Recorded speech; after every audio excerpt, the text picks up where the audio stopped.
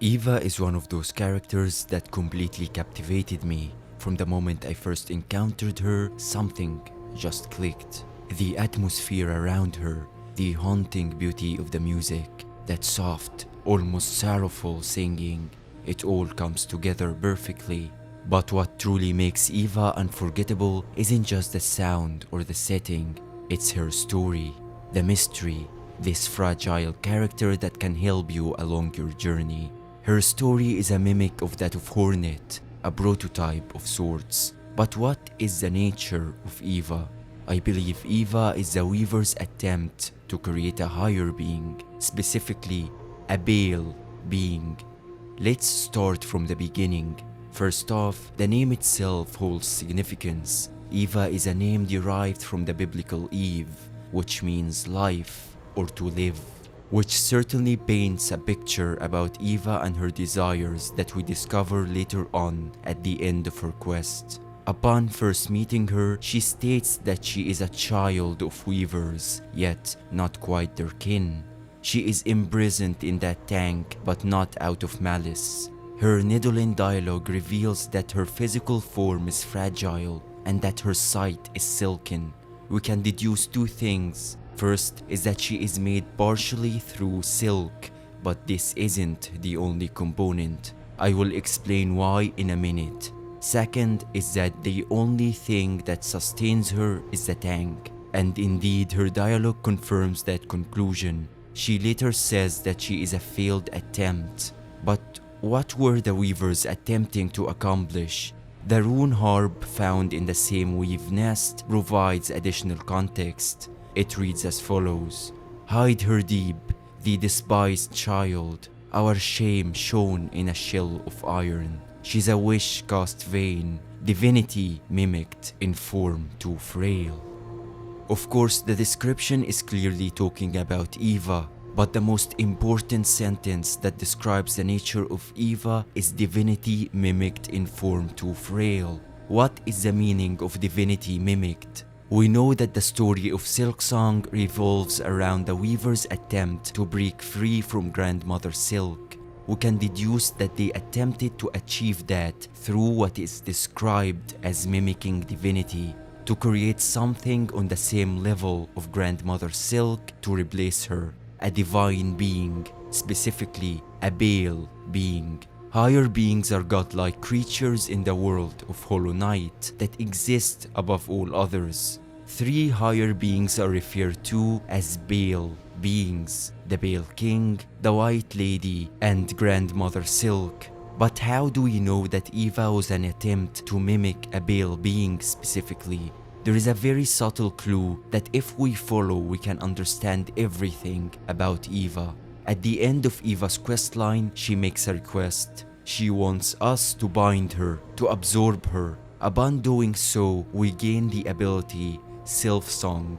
The clue is hidden in that name. One of the most important items in the game is the pale oil, the item we use to improve our needle. If you look at the pale oil, the description says that it comes from the gland of a Sylphian bug.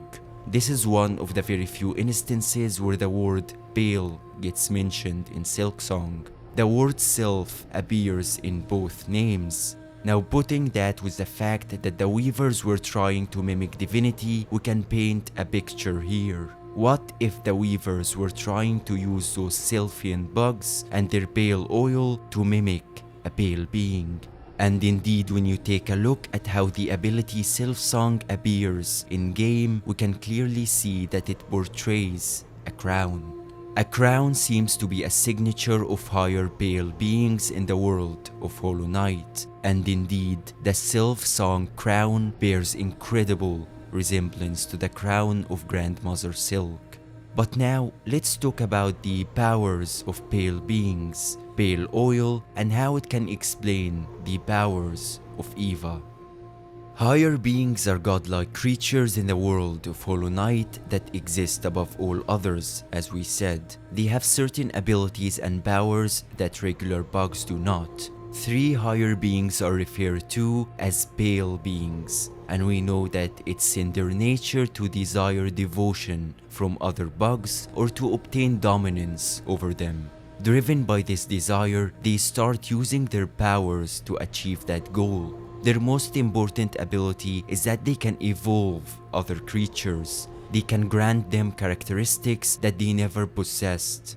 The Pale King granted sapience to some of the bugs of Hollow Nest, while Grandmother Silk evolved the Farlids, small arachnids driven by instinct, into weavers.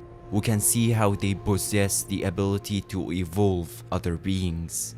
And in that context, Eva's ability to evolve Hornet is very logical, but there is an important distinction to be made here. Real pale beings can grant totally new characteristics, while Eva is only capable of evolving existing characteristics. This comes down to her nature as a mimic. It also comes from the nature of pale oil, and indeed, this is exactly what pale oil does. We use it to improve the existing characteristics of our needle. Now let's talk about the real-life inspiration behind the word sylph, as it can explain the fragile nature of Eva. The first person to truly define and explain the word sylph was the 16th century Swiss alchemist Paracelsus. In his writings, he described sylphs as elemental beings of air, invisible creatures that dwell in the skies and clouds, made not of flesh, but of the pure essence of the wind itself. Paracelsus divided nature into four classical elements: earth, water, air, and fire, and to each element he assigned a kind of spirit. Sylphs, he said, were the lightest and most delicate of all, ethereal in nature. They are rational and graceful, yet they lack something vital, a soul. To Paracelsus, sylphs represented a kind of half-life, beings on the border between the material and spiritual world. They can think, speak, and feel, but they are not truly alive in the human sense. They exist only through the element they embody. As you can see, this description really fits with how Eva is portrayed. Eva, like the sylph, is suspended between life and death. She is conscious, aware, and capable of emotion, yet she is bound to her tank, her element, the only thing sustaining her. She lives, but not fully. Paracelsus also wrote that sylphs could gain a soul, but only through deep union with a human being. And that resonates perfectly with Eva's story. Despite having a soul as stated in her dialogue, she lacks a very important component. She lacks a shell. That's why she asked Hornet to bind her, even though she will cease to exist in a way. We know from her Nidolan dialogue that she wanted to see the world, and the only way to achieve that was through binding with Hornet. This fits in a way with Paracelsus' view of sylphs and how their union with a human being can make them complete. After establishing all of this, I believe we need to take another look at Hornet from this perspective, as I believe Hornet is a continuation of the story of Eva, both metaphorically and literally. As we established, Eva is an attempt to mimic a pale higher being. Hera, Hornet's mother and an important figure in the Weavers community, must have known about Eva. She must have seen the Weavers' failure firsthand, a creation born from their longing to escape the grasp of Grandmother Silk, a creation that could not stand against the true divinity it was meant to mirror. Eva was a prototype, a first attempt, and Hera would have carried the memory of that failure deep within her. So when the opportunity came, when she was granted a chance to ask for a favor from a true pale being, the Pale King himself, her wish wasn't random. She wished for a child that would be half pale, half weaver, a being born not of imitation, but of true divinity and true silk. It's logical, isn't it? If the Weavers could not create divinity on their own, then the next best path was to merge with it. Now, I am not saying this was the only reason Hera wanted a child. We know that she truly loved Hornet, but it's hard to ignore the practical truth beneath it all.